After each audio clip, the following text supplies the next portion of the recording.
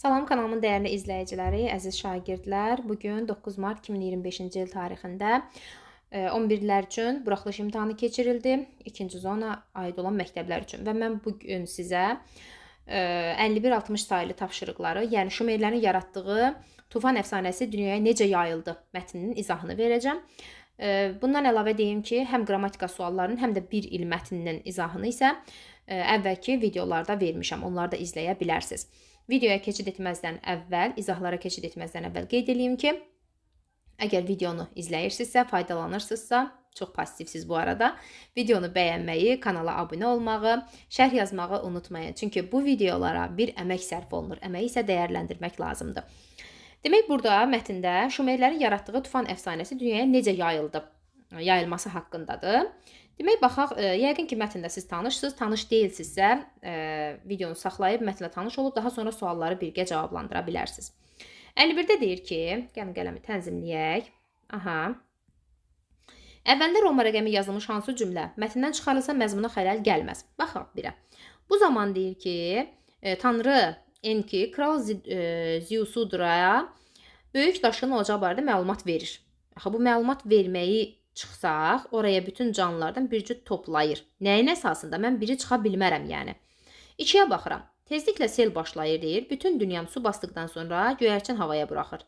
Bax, yaxşı, bunu çıxıramsa, həmin göyərçin qonmağa yer tapmayıb gəmiyə qayıdır. Artıq burada bir absurdluq olur. Ki, bundan əvvəlki cümləni çıxıram və sonra deyirəm ki, həmin göyərçin. Hansı göyərçin? Gərək əvvəl məlumat verəm, daha sonra.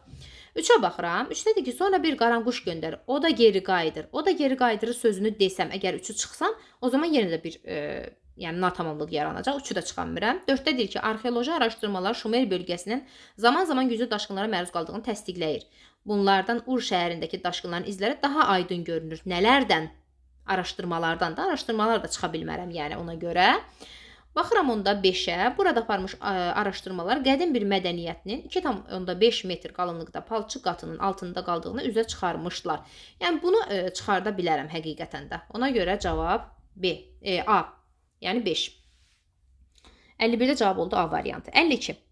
Mətn əsasında cədvəldə uyğun fikirləri müəyyən edin. Doğrular. Araşdırmalar sübut etmişdir ki, Şumer bölgəsindəki ilk daşqın Ur şəhərində baş vermişdi. Araşdırmalar əsasında Ur şəhərindəki daşqının izlərinə biz aydın rast gəlirik. Amma ilkdimi, o barədə məlumat vermir mətndə. Bir yanlışdır. Bir yanlışdırsa gəlin D-ni, C-ni çıxaq. Şumer mədəniyyəti yeni mədəniyyətlərin yaranmasında rol oynamışdı. Bəli, bunu biz mətndən aydındır, yəni bizə. Ki, həqiqətən də yeni mədəniyyətlərin yaranmasında yəni böyük təsir var idi ki, yeni mədəniyyətlər yaranmışdı, deyir, bu mədəniyyətin təsiri altında sonuncu abzasda. 3-dədir yanlışda. Şumerlərin qədim tayfalarla ticarət əlaqələri olmuşdu. Bəli, burada deyirdi ki, qədim Şumerlərin yaratdığı bir əfsanə, bu qədim tayfaların Şumerlərin yaşadığı ərazidə ticarət əlaqələri olmuşdu. Yəni, bu həqiqətən də doğrudur. 3 doğrudur. 4-ə baxıram. Şumerlərin digər ərazilərə yürüş və hücumları onların yaratdığı əfsanələrin bir çox xalqlar arasında yayılmasına səbəb olmuşdu. Bu, yəni, burada deyir ki, qədim tayfanın Şumerlərin yaşadığı Mesopotamiya ərazisinə davamlı yürüş və hücumları, yəni, başqa tayfaların hücumlarından söhbət gedir burada. Şumerlərin hər hansı bir tayfa üzərinə hücumundan söhbət getmir. 4 yanlışdır. Sonra baxıram, demək, ehtimal hissəsinə. Şumerlər Mesopotamiya ərazisində məskunlaşmışlar. Burada onsuz da deyirdi, Mesopotamiya ərazisində yaşadığı Şumerlər, tayfaların yaşadığı Mesopotamiya ərazisində burada məskunlaşmışlar, bəli. Sonra 6-dır ki, Tufan əfsanəsinin yaranması Ur şəhərindəki daşqınla bağlı olmuşdu. Bax, burada onu deyir, amma güman ki verir qabağında. Güman ki, Tufan əfsanəsinin yaranması da Ur şəhərinə daşqınla bağlı olmuşdu. Güman ki dediyinə görə ehtimal götürürəm təbii ki, mən bunu 6-nı götürürəm. Demək, buradan 6-nı götürdüm, yanlışdan 4-ü götürdüm, doğrudan isə 2-ni götürdüm. 2, 4, 6 cavab olur B variantı. Sonra 53-ə baxaq. Mətnin tərkib hissələri bağlı doğru fikri istəyir bizdən. Doğrunu. Mətnin əsas hissəsində Şumerlərin məşğuliyyəti başlığını vermək olar. Baxın, burada əsas mı deyir? Əsas hissəsinə Şumerlərin məşğuliyyəti vermək olar. Şumerlərin məşğuliyyəti haqqında, yəni burada baxın, Tanrı haqqında bəhs olunur, daşqınlar haqqında bəhs olunur, təbiət hadisələrinin onların həyatına göstərdiyi təsir barədə danışır, yenə də təbiət hadisəsindən danışır burada. Yəni burada məşğuliyyətdən söhbət getmir. Ona görə A-nı çıxıram. Tarixdə ilk dəfə dövlət quran, idarə etmə sistemi yaradanlardan biri də onlardır cümləsi mətnin giriş hissəsini genişləndirmək olar. Baxaq görək. Şumerlər qədim xalqlardan biridir. Onlar qədim yazılım, hətta təkəri, məxsus dünya xalqlarına məxsus bir çox əsərlər qədim Şumer miflərindən qaynaqlanır. Bunu saxlayaq. Keçəcəyə. Mətnin giriş və nəticə hissəsində bir-birinə zidd olan fikirlər var. Giriş hissədə Şumerlərin, yəni tarixdə tutduğu yerdən danışırdı, miflərdən, sonra 60-lıq say sistemini qurmağından. Burada isə əsas hissəmi deyir, giriş və nəticə hissəsində. Nəticə hissəsində də deyir ki, qədim dünyanın bir çox xalqlarına təsir etmişdir. Burada da mədəniyyətlərin danışır, yəni yazılım müəllifidir. Buradadır. Yəni burada bir-birinə əks olan bir şey yoxdur. Deyilir ki, nəticə hissədə məntiqi əlaqəni pozan cümlə işlənmişdir. Burada mədəniyyətin təsiri ilə yeni mədəniyyətlər yaranır və Şumer mifologiyasının da dünya mifologiyasına təsiri mümkündür. Uyğun deyil. Yəni məntiqi əlaqə pozan bir cümlə yoxdur. Y'dədir ki, daşqınlardan sonra məcrasına çəkilən çayların yerində qalın gil lil qatı yaranır cümləsinin mətnin 7-ci abzasını artırırıq. Cümlə arasında məzmun arzusu pozulmaz. Baxaq. 1, 2, 3, 4, 5, 6 və 7-ci abzasa deyir artırsaq.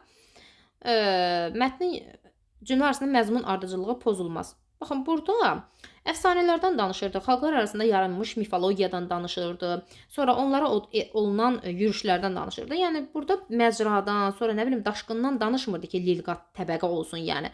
Onu burada bir dəqiqə burada daşqın təbiət hadisəsi 6-da bəhs eləyirdi. Məsələn, 6-ya qoya bilər, amma 7-yə yox. Ona görə burada olar B variantı. B variantını da saxlamaqda məqsədim o idi ki, B variantı əslində düz idi. Sadəcə dəqiqləşdirmək məqsədi ilə baxdım, yəni.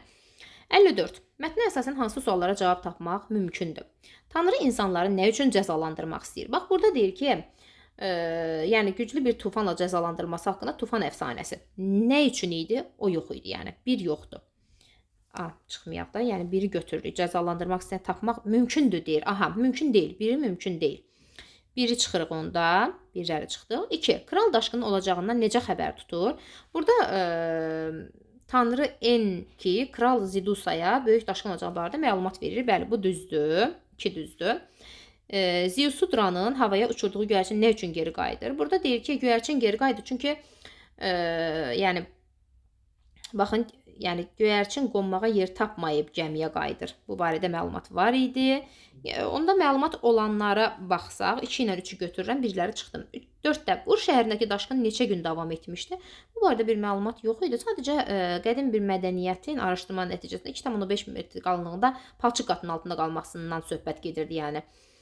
Ona görə 4 yox idi. 4-də də çıxaq. Cavab qalır Y variantı, amma 5-ə baxaq. Ziusudra suyun çəkildiyini necə anlayır? Axırıncı dəfə ora qarğa göndərir və qarğa geri qayıtmayanda, uçduğu qarğa geri dönməyəndə suyun çəkildiyini, yəni artıq yerə qona bildiyini anlayır və suyun çəkildiyinə qərar verir. Ona görə bu var. Cavab olur Y variantı. 55-ə baxaq. Mətnin tezislərinə aid edilə bilməz. Eyni mövzuya müxtəlif xalqların mifologiyasında rast gəlmək olar. Bəli, bu barədə deyirdi ki, mifologiyasında təkrarlanırdı. Yəni Çin, Litva, Avstriya, Şumerlərin yaratdığı bir çox əfsanə bunlarda təkrarlanırdı. Ona görə bu uyğundur. Uyğundursa gəlin çıxaq birinə olanları. Şumerlər digər xalqların mifologiyasına müraciət etmişlər. Şumerlərə müraciət etmişlər. Şumerlər yox. 2-ni götürürəm. Sonra Şumerlər daşqınlardan, gəlin minus qoyaq ki, çaşmayam. Şumerlər daşqınlardan qorunmaq üçün yaşayış yerlərini daim dəyişmişdilər. Daim dəyişmişdilər. Yox, bu yox idi. İnsanlar bütün təbii fəlakətlərin qarşısını tamamilə ala bilərlər. Yox, təbii ki, yəni burada təbii fəlakətlərdən danışırdı. Yəni necə ala bilirdilər? Ala bilmirdilər axı. Ona görə 4 yox. Arxeoloji araşdırmalar Şumer bölgəsində baş vermiş hadisələr haqqında məlumat verirdi. Bəli, məlumat verirdi. Burada deyir ki, arxeoloji araşdırmalar Şumer bölgəsində zaman güclü daşqına məruz qaldığını təsdiqləyir. 4-cü abzasının 1-ci cümləsində bizə deyirdi. Ona görə buradan olmayanları, tezisə aid edilməyənləri seçsək, 2, 3, 4 bizim cavabımız olacaq A variantı. Baxaq 56-ya. 56-da demək, mətnə əsasən cədvəli tamamlamaq. Görürsünüz ki, cavab vərəqlərində cavablandırın deyir. Bunu görmürəm. Əvvəldə işarə qoyulmuş sözlər əsasında cədvəli doldurun. Əvvəlində işarə qoyulmuş cədvəl bilmirəm nədir. Burada quru sözüdür. Bir də üzləşərkən sözüdür.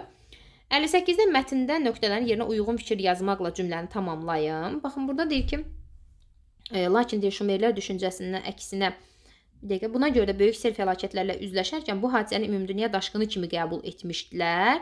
Lakin Şumerlərin düşüncəsinin əksinə olaraq bütün dünyanın yaxud bir ölkənin dağları aşacaq səviyyədə bir daşqına məruz qalmasının mümkünlüyünü elm yazmamışdı, sübut etməmişdi. Demək, bunu harada yazacaq idik biz? Sübut deməmişdi.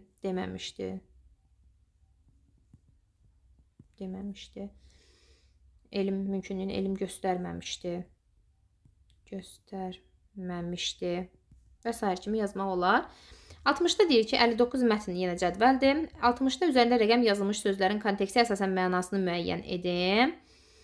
Üzərində rəqəm yazılmış sözlər qatının, bir dəqiqə, qatdır burada, palçıq qatının,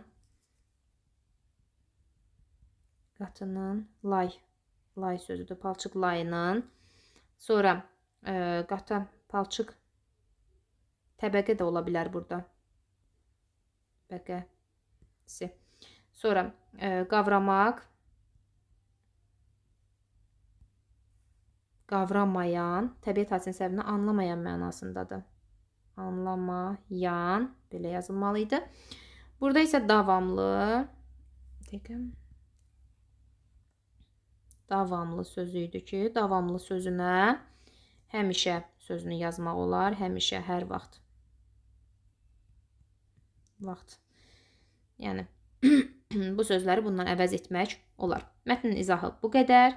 Videonu bəyənməyi, kanala abunə olmağı, şərh yazmağı unutmayın. Sağ olun.